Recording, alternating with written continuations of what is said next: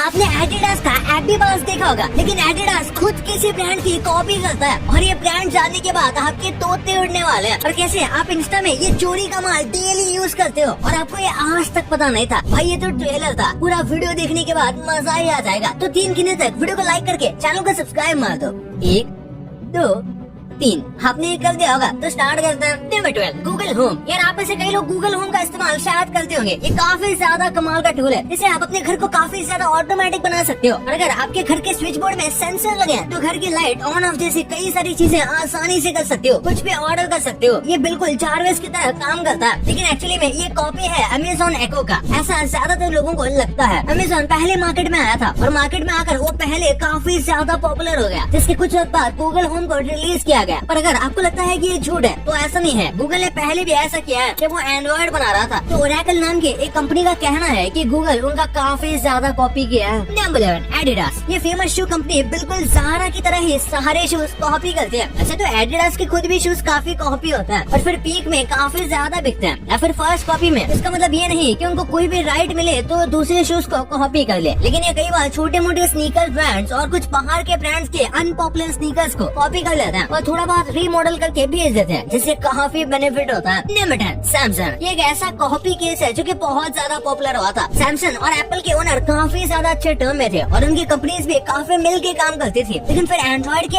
आने के बाद एप्पल के ओनर्स ने कंप्लेंट किया कि सैमसंग में एप्पल का काफी ज्यादा कॉपी किया है और पेटेंट एप्लीकेशन को तोड़ा है। और ये एक बार नहीं है बल्कि सैमसंग और एप्पल एक दूसरे के ऊपर केस करते हुए कई बार कोर्ट तक गए हैं और दोनों टाइम कोर्ट ने कभी एप्पल को सपोर्ट किया तो कभी सैमसंग को। ये ऐसा सिलसिला है जो कि चलता ही रहता है और इसलिए कई लोग कहते हैं कि सैमसंग ने एप्पल को कॉपी किया और कई लोग कहते हैं कि सैमसंग के अपकमिंग फीचर्स एप्पल कॉपी करता है। Number 9 KFC employ. KFC का जो फेमस फ्राइड चिकन है ना, वो उनके फॉर्मर एम्प्लॉय से चोरी की गई रेसिपी है, ऐसा कई लोगों का मानना है। और फिर कुछ लोग ऐसा क्लेम करते हैं कि पहले इसका टेस्ट अलग था, लेकिन फिर एक एम्प्लॉय ने एक्सपेरिमेंट करते हुए एक रेसिपी बनाई जो कि टेस्ट में काफी ज्यादा अच्छी थी और KFC ने उसे चोरी कर लिया। हालांकि स्टोरी का कोई ठोस प्रूफ नहीं है, लेकिन आजकल लोग क्लेम करते हैं कि KFC पहले इतना टेस्टी नहीं हुआ करता था और ये कॉपी किया गया। Number 8 poly station. इसका नाम देखकर आपको क्या लग रहा है? आप जो सोच रहे हो वही, ये उसी चीज का कॉपी है, प्ले स्टेशन। यूजुअली ऐसे कॉपी ज्यादा चल नहीं पाते, लेकिन सरप्राइजिंगली पॉली स्टेशन काफी पॉपुलर रहा। इन्होंने प्ले स्टेशन के डिजाइन को A to Z कॉपी किया है, यहाँ तक कलर्स, थीम, लेकिन इनका प्रोडक्ट ऑब्वियसली सस्ता था और उसी के साथ ये फंक्शन में उतना ज्यादा अच्छा नहीं था। इसके गेम्स एक ओरिजिनल प्ले स्टोर जितने गेम्स जितने अच्छे नहीं थे और ये सारे के सारे गेम्स को रन भी नहीं कर सकता था। लेकिन अगर फिर भी किसी को बस एक प्ले स्टेशन जैसा डिवाइस चाहिए तो यही खरीदता है। Number 7 McDonald's. फूड मार्केट में काफी ज्यादा प्रॉब्लम होती है। फूड मार्केट में किसने किसका कॉपी किया है ये प्रॉब्लम काफी कॉमन है, क्योंकि भाई खाना एक ऐसी चीज है जिस पर कॉपीराइट लेना इम्पॉसिबल है, but specific recipe for copyright लिया जा सकता है। खैर मैकडोनल्ड्स के ऊपर क्लेम लगे थे कि मैकडोनल्ड्स का जो एग मकमफिन है वो एक लोकल रेस्टोरेंट से कॉपी किया गया है, जो कि मैकडोनल्ड के आसपास ही काफी ज्यादा पॉपुलर था। तो उसके ओनर ने इस चीज को कॉपी कर लिया और उसके बाद ये फिर मैकडोनल्ड में भी चलने लगा, तो ये ग्लोबल कई जगह पर बेचा जाने लगा। कंप्लीट रेसिपी को उन्होंने कॉपी किया था और इसके लिए उसके लोकल ब्रांड के ओनर ने इसे क्लेम भी किया था। नंबर 6 ज़ारा। ज़ारा के कपड़े तो आपको पता ही होगा, ये आजकल फास्ट फैशन में सबसे पॉपुलर ब्रांड है। ये कंप्लेंट की जाती है कि इसके जो भी डिजाइन है वो लोकल या फिर छोटे मोटे ब्रांड से चोरी किए हुए हैं। देखिए ऑनलाइन कोई भी अच्छा डिजाइन जब अपलोड होता है जिसका कॉपीराइट ओरिजिनल ओनर ने नहीं खरीदा होता, तो ज़ारा उसी डिजाइन को same to same copy paste करके मास प्रोड्यूस करता है। 1-2 हफ्ते में फिर इस डिजाइन को रिमूव कर देता है। इसे ही फास्ट फैशन कहते हैं, कि वो फैशन को फास्ट चेंज करते रहता है और इसीलिए वो न्यू डिजाइन काफी कॉपी करता है, पर इससे उन डिजाइन मेकर को काफी लॉस होता है और वो इतने पॉपुलर नहीं है तो लोग उन्हें ज़ारा की ही कॉपी करने लगेंगे और कॉपीराइट के कई लॉस के फायदे उठाकर ये बड़ी कंपनी आराम से बच जाती है और ये कई क्लेम्स का सामना भी कर लेते हैं। Number 5 Meta. मेटा इस वक्त सबसे बड़ी सॉफ्टवेयर कंपनी में से एक है और वो काफी ज्यादा कॉपी करते हैं। उन्हें जो भी चीज अच्छी लगती है वो उसे अपने एप्लीकेशन में ऐड कर देते हैं। मेनली 3 एप्लीकेशन है, इंस्टा, फेसबुक या व्हाट्सएप, जो कि कंटिन्यूअसली अपडेट होते रहते हैं और उनमें कई सारी चीजें ऐड की जाती है। सबसे ज्यादा इसमें तो स्नैपचैट की चीजें कॉपी की गई हैं। जैसे कि सबसे पहले बात करें तो स्टोरीज फीचर स्नैपचैट में पहले आया था, जैसे मेटा ने अपने सारे प्लेटफॉर्म पर कॉपी कर लिया। उसके बाद वन टाइम व्यू वाला जो फीचर है वो भी पहले स्नैपचैट पर आया था। फोटोज में फिल्टर का फीचर भी पहले स्नैप पर आया था और ऐसे कई सारे फीचर्स हैं जो कि मेटा ने बस ऐसे ही उठा लिए और अपने प्लेटफॉर्म पर डाल लिए। लिटरली आपको ट्विटर का कॉपी पता ही होगा, जो कि इन्होंने इलॉन मस्क के ट्विटर खरीदने के बाद बनाया और ऐसे कई सारे एप्लीकेशन एप्लीकेशन है जो ये कॉपी करता है और इन्हें कोई रोकने वाला भी नहीं है। ये लिटरली बस चीजों को उठा लेते हैं और अपने एप्लीकेशन में डाल भी देते हैं। Number 4, Tesla. टेस्ला सबसे पॉपुलर ईवी स्टार मेकर है, ये बात हमें पता ही होगी और इसलिए कई बार क्लेम करती है कि कुछ कंपनीज ने इनके डिजाइन को कॉपी किया, जिसमें सबसे पहला नाम आता है रेवियान का। ये एक इलेक्ट्रॉनिक व्हीकल बनाने वाली कंपनी है और उनका ये वाला ट्रक देखो। एलोन मस्क का कहना है कि इस ट्रक को उनके साइबर ट्रक के डिजाइन से कॉपी किया गया है, लेकिन इस क्लेम को ज्यादा हवा नहीं मिली। पर ये तो फिर भी बस थोड़ी सिमिलैरिटी है। पर एक ऐसी चाइनीज कंपनी है जिसने तो लिटरली एलोन मस्क की कार कॉपी पेस्ट की हुई है। एक स्पिंग ब्रांड की ईवी को देखो तो आपको 1 मिनट के लिए लगेगा कि ये टेस्ला के हर एक एंगल से कॉपी दिखती है। डिजाइन, एरोडायनामिक्स और बैटरी सेटअप सब कुछ टेस्ला जैसा ही है। Number 3, land wind. एक बार जरा इस कार को देखो। इस कार को देखकर आपको किसी चीज की याद आ रही है? अगर आप नहीं समझ पा रहे तो लैंड रोवर के बारे में सोचिए। ये दोनों एकदम सेम टू सेम है। अगर आप इन्हें साइड टू साइड खड़ा रखोगे तो ऐसा लगता है कि पोनेट का बस नाम चेंज कर दिया है, पर एक्चुअली में इन्होंने कुछ ऐसा ही किया। यहाँ तक कि इनका कार नेम भी काफी ज्यादा सिमिलर है, जो कि है लैंड विंड। ये एक चाइनीज कंपनी है जिसने लैंड रोवर के कार को पूरा कॉपी किया है, लेकिन ये चाइना में ही बिजनेस करते हैं और चाइनीज लोकल लॉज का इस्तेमाल करके खुद को बचा लेते हैं। पर आखिरकार 3 साल की मेहनत के बाद रेंज रोवर जीत गई। इतनी ऑब्वियसली कॉपी कैट केस को 3 साल की मेहनत लग गई चाइना के लॉज की वजह से। Number 2, Fitbit. फिटनेस इंडस्ट्री में ये कंपनी काफी ज्यादा पॉपुलर है और उन्हें रिसेंटली लॉ सूट भी फेस करना पड़ा था। इनकी जॉब और नाम की एक और कंपनी का क्लेम था कि इन्होंने उनके फीचर्स कॉपी किए हैं। इतनी बड़ी कंपनी होने के बाद भी इन्होंने इस चीज को कोई भी क्रेडिट या फिर कोई भी रिस्पॉन्सिबिलिटी नहीं ली और इसलिए उनके ऊपर लॉस फाइल की केस की गई थी, लेकिन इसका रिजल्ट कुछ खास नहीं आया और फिर से इसे सेटल कर दिया गया था। लेकिन ये बताता है कि कैसे बड़ी कंपनीज कई बार छोटी कंपनी से कई सारी चीजें कॉपी करती हैं और छोटी कंपनीज कई बार कुछ नहीं कर पाती। Number 1, McDonald's happy meal. ये तो आपको पता ही होगा, ये काफी ज्यादा फेमस है और जो बर्गर किंग है उसने भी बिग किड्स मील नाम से हैप्पी मील्स भेजा था और इसके लिए मैकडॉनल्ड्स ने उन्हें सू किया था कि ये हमारा कॉपी कर रहा है। और उसके बाद इसके कंक्लूजन खत्म होते ही बर्गर शेफ नाम की एक कंपनी ने मैकडॉनल्ड्स को सू कर दिया कि तुमने हमारा किड मील कॉपी किया, जो कि सच था, क्योंकि पहले बर्गर शेफ ने ही इस चीज की शुरुआत की थी। लेकिन मैकडॉनल्ड का हैप्पी मील ज्यादा पॉपुलर था और बर्गर शेफ ने इस चीज की शुरुआत 1975 में की थी, लिटरली इतने सालों पहले, जिसे मैकडॉनल्ड्स ने काफी ज्यादा फायदा कमाया।